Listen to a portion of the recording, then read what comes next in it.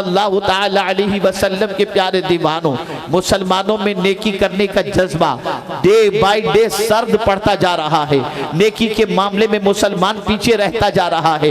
نیکی کے معاملے میں مسلمان کی پوزیشن بڑی خراب سے خراب تر ہوتی جا رہی ہے۔ نیکی کرنے کا جذبہ بھی سرد پڑ چکا ہے۔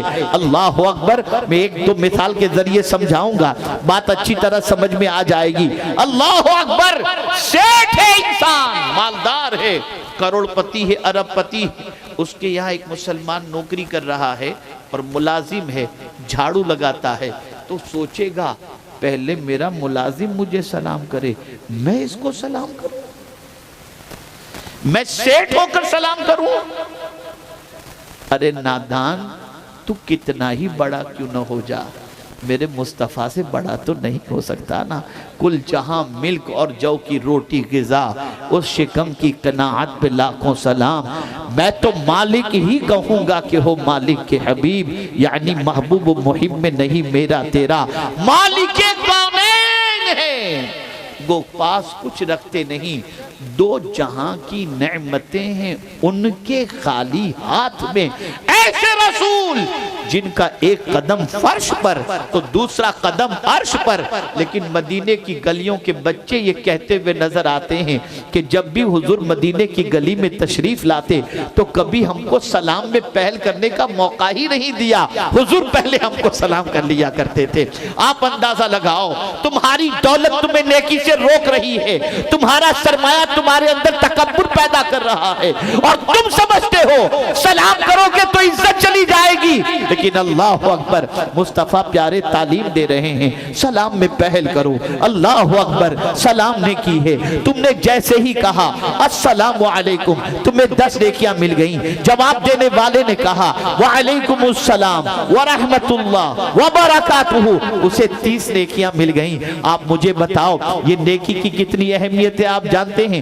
میدان قیامت کے اندر آپ کو کوئی چیز کام نہیں آئے گی، یہ نیکی کام آئے گی، جانتے ہو آپ؟ اللہ اکبر، حضرت صلی اللہ علیہ وسلم فرماتے ہیں صدقے کا ثواب، راستے میں تکلیف دے کوئی چیز آپ نے اٹھا کر کنارے پر رکھ دیا، یہ بھی نیکی، ایک بار سبحان اللہ کہا یہ بھی نیکی، الحمدللہ کہا یہ بھی نیکی، پانی پلایا یہ بھی نیکی، یہ سب نیکی۔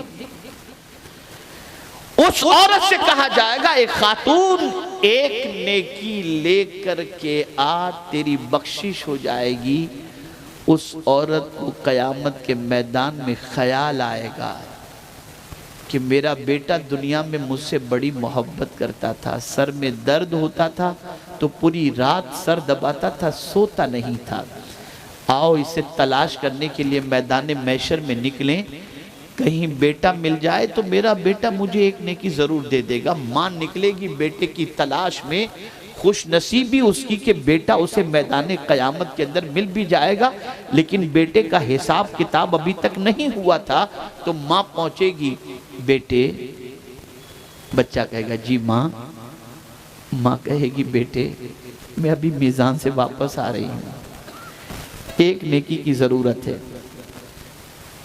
نیکی اور گناہ دونوں اکول ہو چکے ہیں، ایک نیکی مل جائے گی تو تیری ماں جنت میں چلی جائے گی، بیٹا ایک نیکی تو دے دینا۔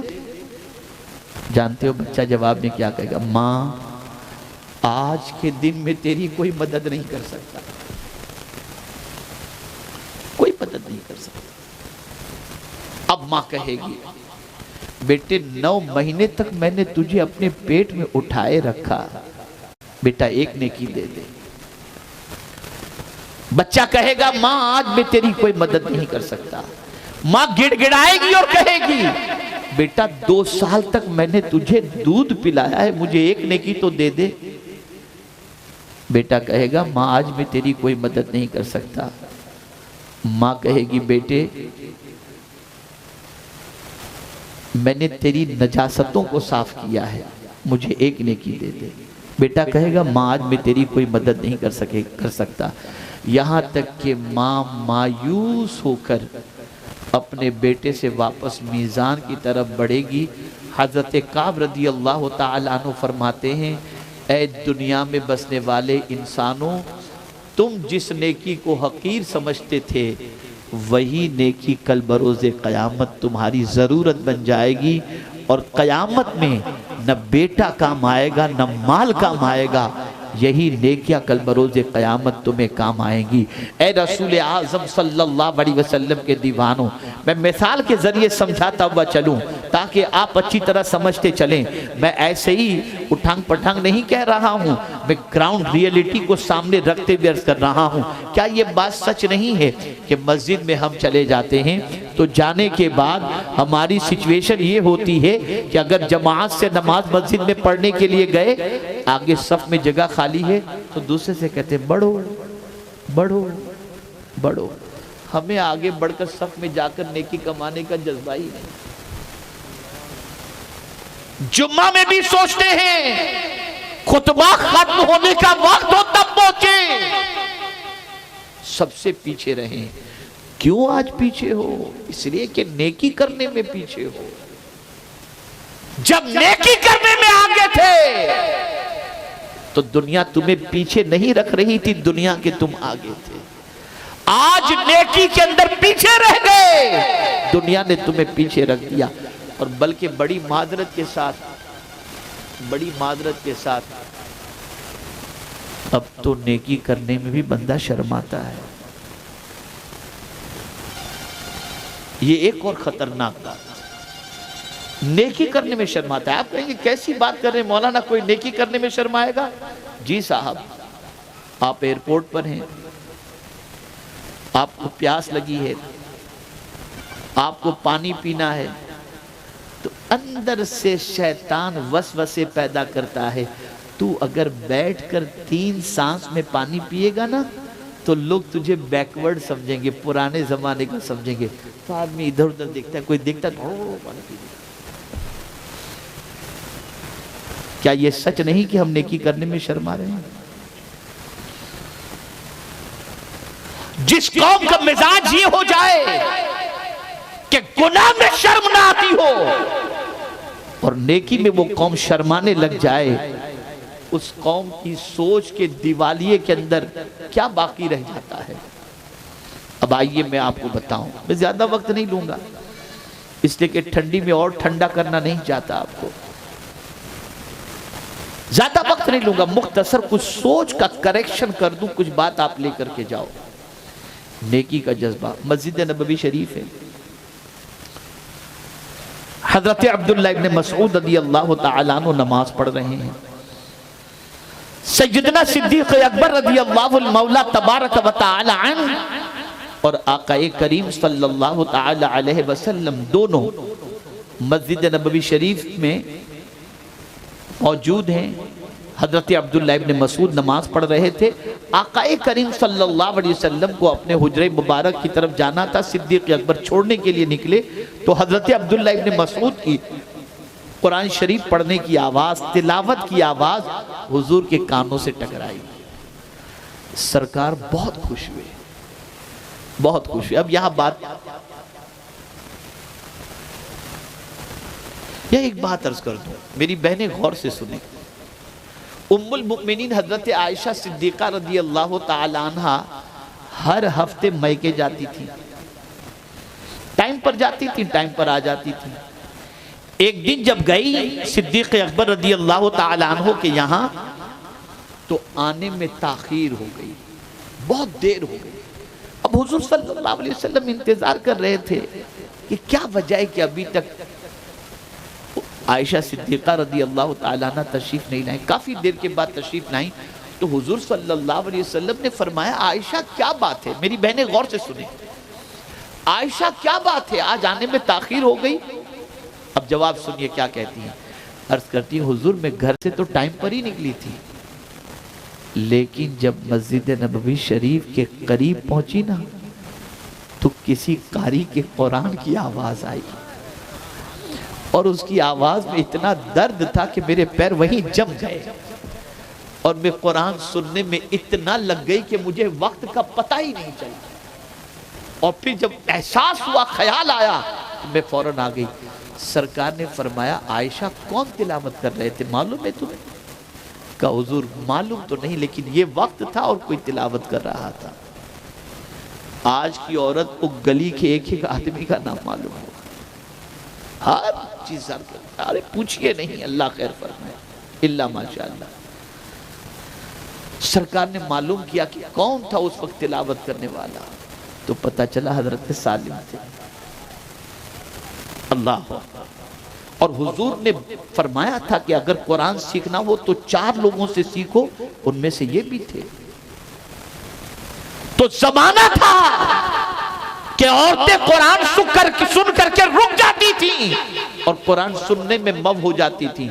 آج بچہ رو رہا ہے اور سیریل دیکھنے میں مو ہے، رونے دو بچے، کوئی فرق نہیں پڑتا۔ اس لیے کہ نہ پڑھنا ہے دین، نہ سیکھنا ہے دین، نہ سمجھنا ہے دین۔ تو عرض یہ کر رہا تھا، حضرت عبداللہ ابن مسعود رضی اللہ تعالیٰ عنہ سے حضور نے قرآن سنا، بہت خوش ہوئے، بشارتیں دی اور تعریف فرمائی۔ صدیق اکبر رضی اللہ تعالیٰ عنہ کے پاس اس وقت ایک اور صحابی بھی تھے۔ سرکار صلی اللہ علیہ وسلم کو جب صدیق اکبر رضی اللہ تعالیٰ عنہ چھوڑ کر حضور کے گھر پر جب پلٹے، وہ صحابی پلٹے، تو صحابی کے دل میں ایک خیال پیدا ہوا کہ حضور نے عبداللہ ابن مسعود کی تعریف کی ہے نا، تو میں ایک کام کرتا ہوں، صبح فجر کی نماز میں جیسے ہی حضرت عبداللہ ابن مسعود رضی اللہ تعالیٰ عنہ تشریف لائیں گے نا، تو میں ابو بکر سے پہلے ان کو خوشخبری سنا دوں گا، نیکی میں ان سے آگے نکل جاؤں گا۔ اللہ اکبر۔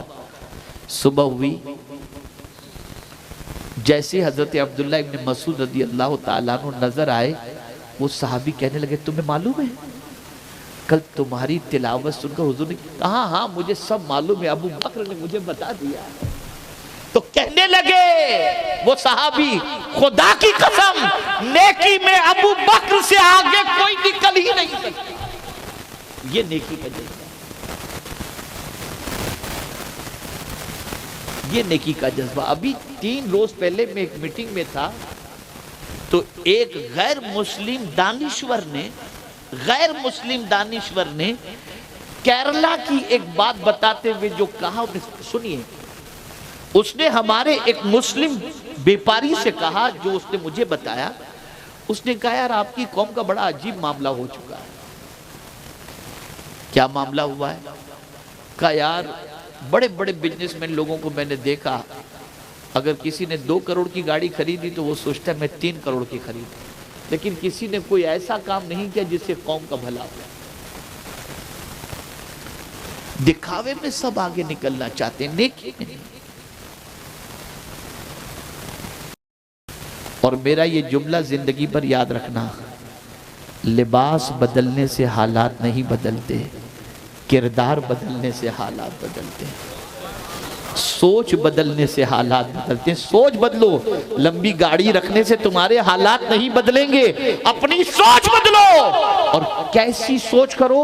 حضور صلی اللہ علیہ وسلم فرماتے ہیں جس کسی نے صبح اس حال میں کی کہ میری امت کے امور کے بارے میں، کاموں کے بارے میں کچھ نہ سوچا، فَلَيْسَ مِنَّا، وہ میرا ہے ہی نہیں۔ صبح اٹھو تو حضور کی امت کے بارے میں نیکی میں آگے نکلو، بھلائی کے کاموں میں آگے نکلو، نیکی کرنے میں جلدی کرو، نیکی کرنے میں تاخیر مت کرو۔ آج گناہ میں جلدی کا حال یہ ہے، پکچر شروع ہونے سے پہلے بیٹھ جاتے ہیں کہ کوئی سین چھوٹنا نہیں چاہیے، اور کبھی یہ جذبہ تکبیر اولیٰ کے بارے میں آتا ہی نہیں۔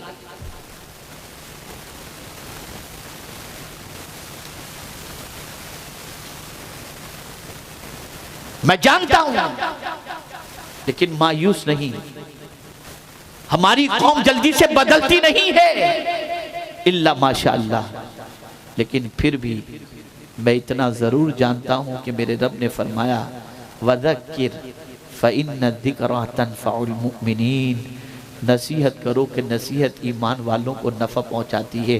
میں کسی کو بے ایمان یہاں پر نہیں سمجھتا، لیکن اس آیت پر بھروسہ کرتے ہوئے میں اللہ سے امید رکھ سکتا ہوں کہ میرا کوئی نہ کوئی بھائی تو ایسا ہوگا جو کل سے اپنی زندگی کو نیکی کے سلسلے میں آگے بڑھائے گا، نیکی میں جلدی کرے گا، گناہوں سے نفرت اپنے اندر پیدا کرے گا۔ گناہوں سے نفرت پیدا کرو، گناہوں سے رشتہ توڑو، گناہوں سے تعلق توڑو، نیکیوں سے رشتہ جوڑو۔ جب نیکی کے معاملے میں ہم بڑھیں گے، نیکی کے معاملے میں آگے نکلیں گے، نیکی کے سلسلے میں جلدی کریں گے، تو یاد رکھیں کل بروز قیامت یہی نیکیاں کام آئیں گی۔ قرآن مقدس میں اللہ عز و جل نے کتنی پیاری بات فرمائی ہے، اللہ اکبر۔ نیک لوگوں کی تعریف میں قرآن نے کیا کہا جانتے ہیں آپ؟ یؤمنون باللہ والیوم الآخر ویأمرون بالمعروف وینہون عن المنکر ویسارعون فی الخیرات اولئک من الصالحین۔